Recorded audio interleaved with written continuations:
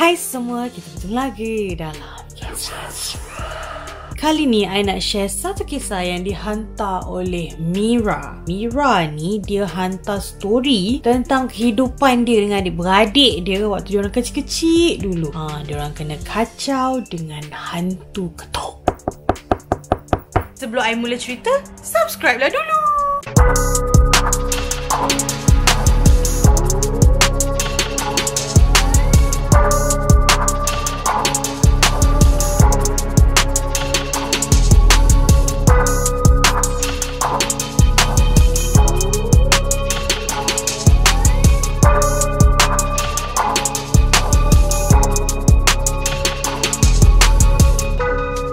Waktu kejadian ni berlaku, ia berlaku pada tahun 2003 dan pada 2003 ni Mira baru berusia 9 tahun. Korang 2003 umur berapa? Waktu 2003 I dah sekolah menengah. Dia adalah anak nombor 2 dalam 6 adik-beradik. So Mira ni 9 tahun, dia ada abang 10 tahun. Lepas tu dia ada adik nombor 3 tu 6 tahun. Lepas tu 3 bawah sebab diorang 6 beradik kan. Diorang tu memang kecil lah, toddlers lah macam tu. So ni 6 adik beradik. Waktu ni diorang semua dah duduk kat kampung dah. Sedikit trivia lah, diorang ni berpindah ke kampung ini dari tahun 2000. And rumah kampung tu dibina sendiri oleh ayah Mira. Handmade rumah ni. Memang ayah Mira buat sendiri, 100% buat sendiri, dibantu oleh jiran-jiran daripada kampung tu lah. Jiran-jiran dia. Orang kampung ni tolong ayah Mira bina rumah tu sendiri, 100% kayu, 100% guna tangan sendiri. Hebat. Mira bagi gambaran yang rumah dia ni adalah rumah kayu, 100% kayu. Dia jenis rumah kampung klasik, yang rumah tinggi tu. Bawah ada ruang-ruang tu. So rumah dia rumah tinggi lah, rumah kayu. Kampung biasa ada tangga naik atas. Bawah ni kalau kita tengok drama, kadang-kadang orang letak pangkin duduk kat bawah-bawah tu kan. Tapi dia bagi gambaran macam tu lah. Rumah dia tinggi, bawah tu kosong. Rumah-rumah klasik Melayu.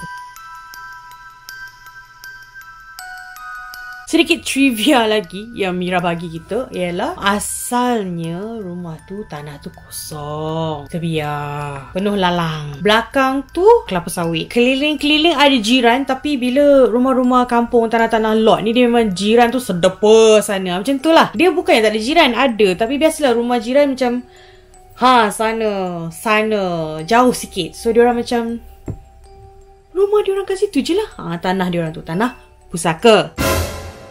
Itu trivia tentang rumah. Sekarang trivia tentang aktiviti diorang adik-beradik 6 orang ramai ni. Yang 3 tua-tua ni, abang dia dengan adik nombor 3 ni kuat menyakat. Dari tahun 2000 pindah tu sebab rumah tu rumah kayu. Bila pijak dia ada bunyi, bila dia tak payah ketuk lah, ada macam pergerakan je akan boleh buat bunyi kayu-kayu tu berbunyi kan. Ada orang suka menyakat. Dia suka menyakat adik-adik dia, macam kalau dia orang macam ketuk guna jari ke apa, bunyi ke. Bunyi apa tu? Adik-adik ni yang kecil toddlers tu akan lari cari mak dia. Itu je lah kerja dia orang dari tahun 2000. Tapi macam biasalah, masa awal-awal buat hal ni semua tak ada apa. Tiba-tiba tahun 2003, Khamis malam Jumaat. Waktu ni bapak diorang tak ada kat rumah. Ayah dia kena transfer pergi, bukan transfer lah, ayah dia kena hantar pergi outstation. Ayah Mira ni dia kerja manager dekat satu pasar raya yang terkemuka dekat Malaysia lah. So bila dia ni manager, macam biasalah kadang-kadang HQ akan hantar you pergi sana, pergi sini untuk untuk you train pula manager dekat branch lain kan. So I tak tahu kampung diorang ni kat mana, but bapak dia kena pergi outstation sebentar, pergi ke Kedah dah, negeri lain dah. So kena pergi Kedah, ada training ke apa yang bapak dia nak kena train manager sana ke apa lah. So whatever it is, Khamis malam Jumaat. Di rumah hanya ada ibu dan adik-beradik. Waktu ni malam. Daripada 6 adik-beradik tu, 2 dah tidur dengan ibu. Diorang ni semua berjaga, yang lain-lain 4 orang ni sebab nak tengok gorak khas. Tapi Waktu tengah tengok gerak khas, dia ada dengar, dia ada perasan macam ada bunyi ketuk-ketuk. Tapi dia ingatkan macam mainan perasaan. And then scene pula nak ada polis tengah kejar penjenayah. So tengah galik sangat tengok TV, dia tak fikir sangat. And then dia orang pula tengah huha kiki sebab malam pun belum nak lewat. So bila iklan je masing-masing berlari pergi dapur lah, ambil air lah, apa ni semua. Bila habis iklan semua tengok betul lah ni inspektor ni semua tengah bertugas. So adrenaline rush tu ada dekat cerita tu. So dia tak perasan sangat. Dia perasan tapi dia tak pay attention sangat dekat bunyi yang dia dengar. Dalam duk tengah tengok ni, bunyi lagi. Dia terus tanya adik-beradik dia, korang dengar tak? Time ni semua pun macam dengar tak dengar. So orang macam buat tak tahu lagi lah kat dia. So dah habis cerita towards the end. Bila dah habis, the end credit, gerak khas. Keadaan pun macam dah sunyi lah sikit. Semua pun dah diam sebab dah tahu lah nak time nak masuk tidur kan. Semua pun dah bertenang sikit. Halus je ketukan dia. Tapi semua dah dengar. Waktu ni dia dah takut. Sebab selalunya dia orang yang buat bunyi-bunyi tu. Ni tiba-tiba ada bunyi. Siapa yang buat? Semua lari masuk bilik mak dia. Biar TV terpasang, semua pergi kat bilik mak dia. Kejut mak dia cakap, ibu, ada orang ketuk. Yang mak dia ni mestilah marah. Dah lah kejut-kejut orang. So mak dia pun keluar. Mana ada bunyi apa-apa. Mak, biasalah kalau kita nak marah anak kan, kita macam tu. Mana ada bunyi apa-apa. Tak ada bunyi pun. Tak ada bunyi.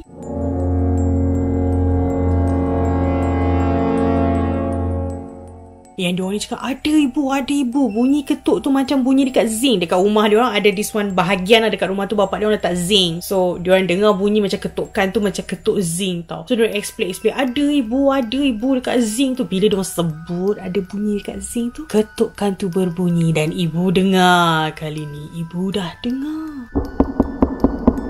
Yang ibu pun macam nak menenangkan anak-anak semua. Ayah korang lah tu kot. Dah balik awal saja nak menyakat lah tu. Dia tahu korang suka menyakat adik-adik. Bang. Sudah-sudahlah tu. Janganlah menakut-nakutkan anak-anak. Gitulah mak dia. Memang panggil macam tu. Konon-kononnya suaminya sudah pulang. Dia nak sedapkan hati dia. Nak sedapkan hati anak-anak. Dia cakap suami dia dah pulang. Tapi tak ada yang menyauh. Bila dah bunyi tu, dah tak ada orang menyaut. Lepas tu dia ketuk lagi. Kali ni, ibu dah tak panggil abang. Dah tak panggil suami dia lah. Dah tak panggil bapak Mira dah lah. Dia panggil Wak Mali. Wak Mali ni is actually bapak saudara dia lah yang duduk dekat juga. Yang sekali lah buatkan rumah tu. Dia duduk dekat. Tapi tak adalah dekat macam sebelah. Sedepa macam tu baru rumah kan. Dia kata, Wak Mali. Jangan nak menakut-nakutkan budak-budak. Mira macam, dah kenapa mak aku panggil Pakcik Mali ni kan? So dalam diorang pun macam terconfuse. Dia pun tak fikir mungkin mak dia sebenarnya cakap macam tu sebab yelah dah bukan suami dia. Siapa pula kan yang mengetuk? So dia assume ipar dia lah kan? Sebab tak masa-masa malam buta orang nak ketuk. And rumah tu kan rumah tinggi. And zinc tu bahagian yang dia letak ke belakang almari bilik Paris dia lah. So macam tinggi lah. Kalau orang nak ketuk macam tak make sense. Orang tu kena panjat tau nak ketuk. So macam siapa yang ada tahu kat mana lokasi ni semua? Usually keluarga je lah. Ada sebab tu dia sebut Wak Mali lah kot. I tak tahulah, itu teori I lah. Bila dah mak dia pun dah cakap abang, tak ada juga. Wak Mali, tak ada juga. So mak dia kata dah tutup TV semua, masuk balik tidur. So okey lah, diorang pun tutup TV, takut semua masuk bilik tidur. Tapi tak tidur. Bila masuk bilik tak ada siapa boleh tidur. Sebab bunyi ketuk tu berbunyi di bilik ibu dulu. Dekat tirai tingkap dia. Macam tu 3 kali. Diorang dah dengar. Tapi bilik ibu kan, so diorang lari masuk bilik diorang. Masuk je bilik diorang. Adik dia dah selubung dah ni. Dah takut. Masalahnya katil. Tipikal lah kan. Katil ni dekat dengan tingkap. Tiba-tiba bunyi ketuk tu bunyi dekat tirai tingkap bilik diorang pula. Ayuh. 3 kali juga. Sudah. Dah sampai dekat tepi bilik diorang. Tuk. So abang dia dengan lagi seorang adik tu dah dekat depan pintu. Yang dia dengan adik dia ni, adik dia yang tengah berselubung tu betul-betul kat tepi tingkap lah. Dia dekat katil. Dah tergamam semua. Sebab tingkap bilik betul-betul sebelah ni. Betul-betul sebelah adik yang tengah berselubung ni. Tingkap dia adalah tingkap jenis yang macam rumah lama. Sebab I kan cakap memang ayah dia buat rumah design klasik kan. So dia punya tingkap tu adalah jenis yang buka tu tau, macam ada biar macam tu. So bila tutup, dia macam apa orang kata, bila orang ketuk tu dia boleh nampak lah bergegar daun pintu tu. Dan kebetulan pula tingkap tu macam ada lubang. Lubang ni kalau orang nak tengok dalam memang jelas boleh nampak. Cuma mujur rumah diorang ni tinggi. So tak adalah orang nak intai. Sebab kalau orang nak intai, orang kena panjat apa semua, rumah tinggi kan. So berlubang tapi selamat lah. Cuma lubang tu luas lah untuk kalau you nak intai kat dalam tu, you boleh nampak. So yang dia ni, bila dah benda tu ketuk-ketuk dia punya tingkap tu, Mira ni pergi intai dekat lubang tu. Masalahnya masa dia intai, dia tak nampak apa-apa.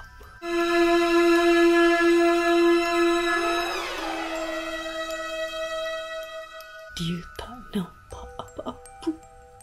Dah lah tak nampak. Dia pergi gatal pula cakap kat adik-beradik dia. Weh, tak ada siapa tu. Dia pergi tahu pula tak ada siapa. Ketuk lagi. Ayo, ada bunyi ketuk pula. Masa tengah mengetuk tu, dia tengah intai lah kan. Memang tak ada orang, tak ada kelibat, tak ada apa. Tapi tuk dekat tingkap tu. Time ni panik sebab tak nampak apa dan bunyi tu masih berjalan. Dan bila orang ketuk, kau punya tingkap dah lah berlubang. Lepas tu macam goyang-goyang. So daun pintu tingkap tu memang gegar tau. Memang ada yang mengetuk dari luar. Tapi Mira tak nampak siapa-siapa. Walaupun malam, tempat tu terang. Sebab rumah yang lagi satu tu yang jauh sikit tu, dia pasal lampu macam spotlight tau untuk tanah dia. So cahaya tu sampai. So nampak clear tak ada orang. Dah lah tak ada orang bergegar daun tingkap tu. Aduh. Mira dah lah memang tengah pegang tingkap tu tau. So dia memang terasa lah bergegarnya daun tingkap tu waktu orang tu tengah ketuk. So bila dia cakap kat adik-beradik dia semua memang tak ada orang, tak ada apa kat luar. Dia pun selubung, yang lain-lain pun memang selubung lah. Lantok lah kau nak ketuk ke apa sebab benda kat luar kan. So diorang dalam bilik and ada adik-beradik. So macam dalam takut tapi still rasa macam tutup je lah, tak nak tahu. Benda tu pula dia tak stop kat situ je. Dari satu tingkap ke satu tingkap ke satu tingkap ke satu tingkap ke satu tingkap ke keliling rumah dia sampailah sekali benda tu kotok kuat-kuat pintu rumah dia.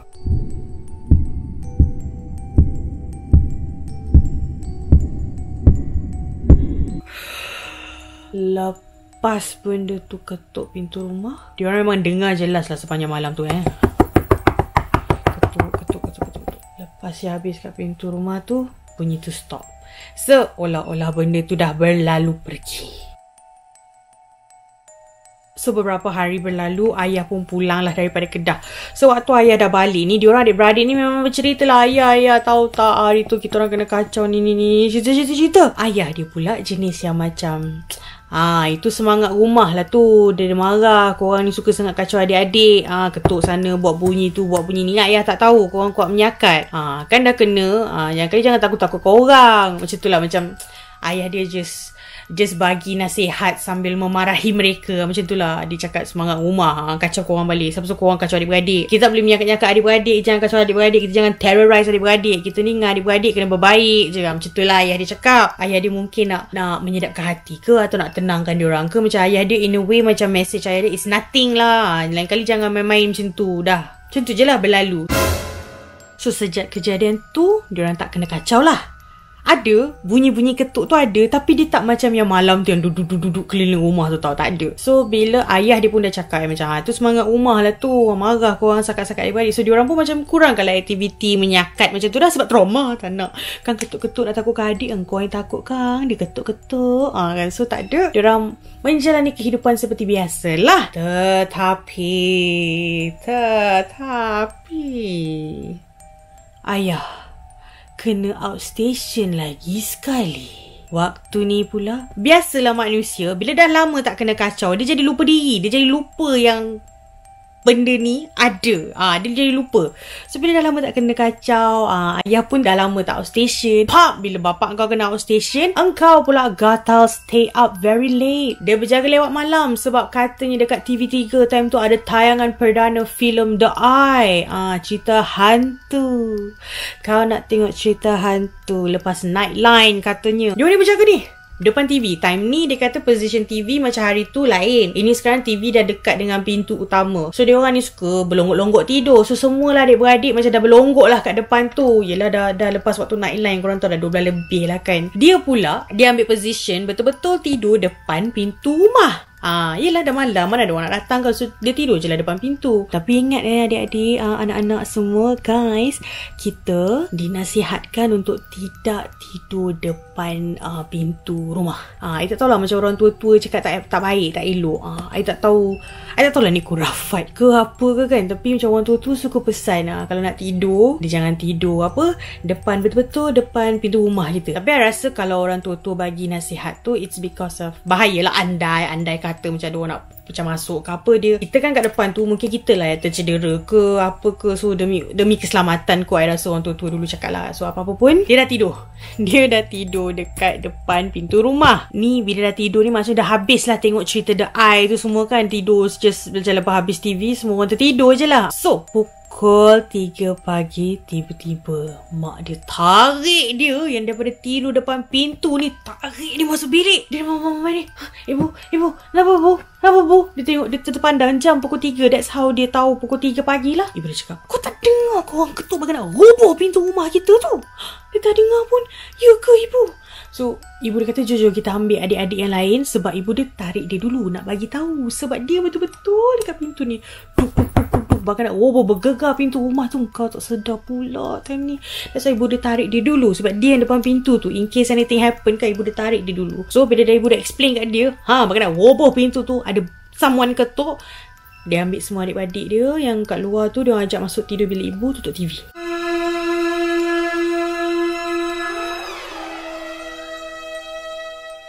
Masih tak tahu apa punca duk ketuk-ketuk bagai nak bergegar pintu rumah tu.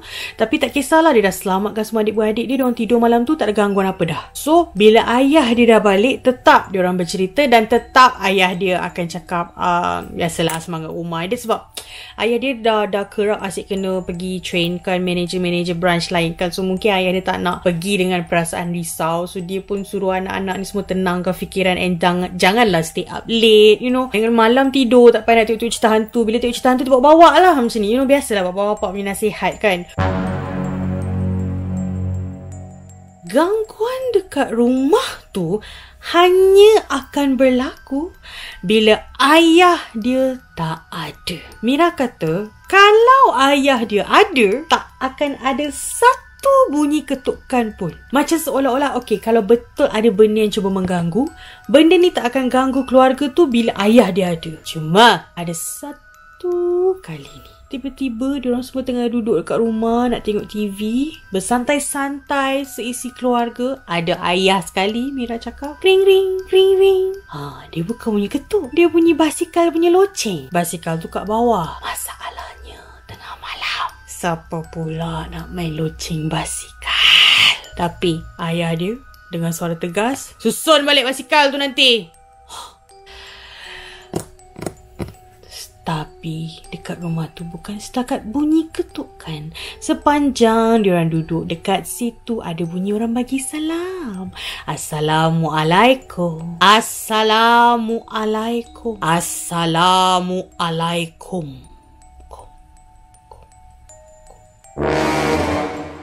Sekian saja kisah yang I ada untuk berkongsi dengan kalian tentang hantu ketuk yang dihantar oleh Mira. Mira ni, dia kata ada banyak lagi kejadian yang berlaku dekat rumah tu sebenarnya selain ketuk. Ketuk tu dia bagi kita teaser je. Kan ada cakap ada bunyi salam, ada bunyi main basikal, ada banyak lagi gangguan. Kalau korang nak, korang drop komen kat bawah, cakap Mira share lagi story. Sebab dia ada share satu lagi story yang I akan share dengan kalian di waktu-waktu akan datang tentang santau pula. Bila kita dapat tanah pusaka ni, sebab dia kata tanah tu diorang dapat daripada arwah tok ayah dia. So sebelum diorang menetap, which is before tahun 2000, sebab diorang duduk kat situ untuk cerita yang dia hantar ni waktu dia 9 tahun tu, daripada tahun 2000 sampai 2003. 2003 kejadian ketuk berlaku. So kadang-kadang it's not because of, macam kadang ada orang akan assume bapak engkau tu punya saka dah kata dapat tanah pusaka lah apa semua. Okay guys, sebelum kita assume macam-macam tentang keluarga orang, I nak tekankan dekat sini, bila tanah yang kita masuk tu tanah yang dah lama terbiar, tak mustahil ada benda-benda liar yang dah duduk kat situ tau. It's not benda saka, bukan. It's not that. Tapi benda yang lalu lalang ke apa, dia ada rumah, lepas tu dia berhati. Budak-budak ni yang suka ketuk. That's why benda tu maybe macam mengganggu diorang balik dengan cara yang diorang yang selalu buat. So sebelum siapa-siapa nak komen itu saka lah tu sebab tu bapak dia tak takut. Tak, I rasa mungkin bapak dia ni orang yang untuk tidak menakutkan anak-anak, dia cakap je lah semangat rumah. Tapi mungkin sebenarnya benda-benda ni yang benda yang lalu ke kan. So sebab tu bapak dia terpaksa tunjuk diri dia yang dia strong, dia tak takut, dia fearless, so that anak-anak tak takut dengan benda-benda yang mengacau ni. Itulah I nak ingatkan sebelum korang nak komen-komen ni saka keluarga orang ke, kita jangan tuduh-tuduh lah Macam I cakap, kisah seram ni anggap satu hiburan. Dia tak payah mengkaji sangat kenapa ada bunyi ketukan. Kita just dengar je pengalaman Mira dengan adik-beradik dia. So apa-apa pun, sehingga kita bertemu lagi lah in the next video. InsyaAllah I akan share satu kisah yang dihantar oleh Mr. Aki Vloggers tentang kisah macam mana I pernah share kisah gangguan kedai burger. Ada hantu ganggu. Ini orang ni buka kedai burger, disihir pula oleh kawan baik sendiri. Korang drop komen below juga kalau korang nak I buat video macam ni atau korang nak I cerita benda tu secara live. So korang pilih lah mana. Kita flexible. Sebab I notice ada setengah orang macam buat live lagi, tak sempat nak join. Kalau I nak buat live, kalau I nak cerita kisah hantu, korang nak tak dengar kisah Mr. Aki Vloggers ni. Tapi kalau tak ada siapa drop komen, next week macam biasa kita jumpa di video yang penuh jump scare seperti ini. Bye, Assalamualaikum.